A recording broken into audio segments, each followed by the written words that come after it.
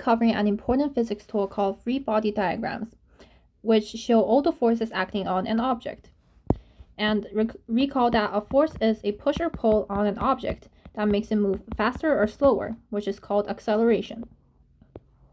So here we want to draw this apple on a ramp as a free body diagram, and we start by drawing a rectangular box to represent the apple, and we should only have one object or one box for a free body diagram.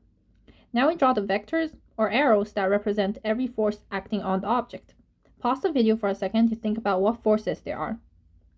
So we draw forces starting from the center of the object, and there is a force of gravity pulling the object down, and a force of normal from the ramp that prevents the apple from sinking into it.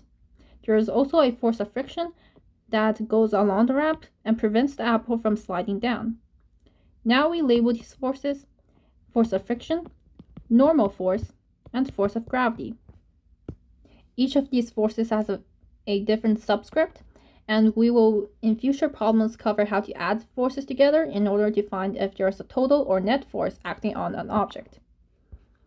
Now, some common mistakes to avoid with free body diagrams: arrows should always start from the object and not point towards it.